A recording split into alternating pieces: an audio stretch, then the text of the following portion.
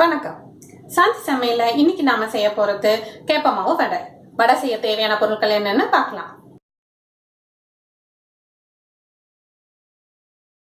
கேப்ப மாவு வடை செய்ய தேவையான பொருட்கள். தேவையான அளவு கேப்ப மாவு எடுத்துக்கோங்க. பருப்பு வடைக்கு போடுறதோடும் கொஞ்சம் ஜாஸ்தியாகவே வெங்காயம் எடுத்துக்கோங்க. காரத்துக்கு தேவையான பச்சை மிளகாய் வச்சுக்கோங்க. கொஞ்சம் கருவேப்பிலை எடுத்துக்கோங்க. எல்லாம் பொடி பொடியாக கட் பண்ணி வச்சுக்கோங்க. தேவையான அளவு உப்பு வச்சுக்கோங்க. பொரிக்கிறதுக்கு தேவையான எண்ணெய் எடுத்துக்கோங்க. வடை செய்கிறதுக்கு மாவு ரெடி பண்ணிக்கலாம். கேப்ப மாவு எடுத்துக்கோங்க.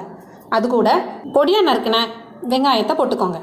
பொடியாக நறுக்கின பச்சை மிளகாய், கருவேப்பிலை போட்டுக்கோங்க. தேவையான அளவு உப்பு போட்டுக்கோங்க. இது நல்லா மிக்ஸ் பண்ணிக்கோங்க.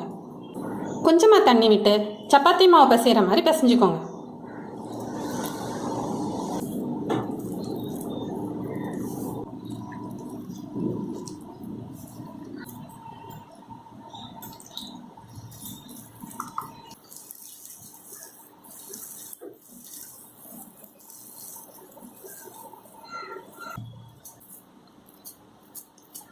இப்படி சப்பாத்தி மாவு மாதிரி பிசைஞ்சு ஒரு அரை மணி நேரம் ஊற விட்டுருங்க.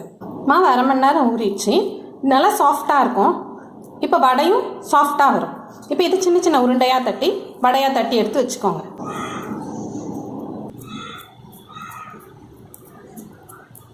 ரொம்ப மெலிசாவும் இல்லாமல் ரொம்ப திக்காகவும் இல்லாமல் தட்டி எடுத்துக்கோங்க.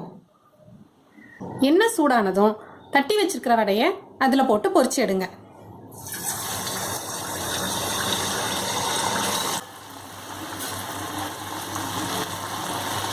இந்த வடை வேகிறதுக்கு கொஞ்சம் டைம் ஆகும்.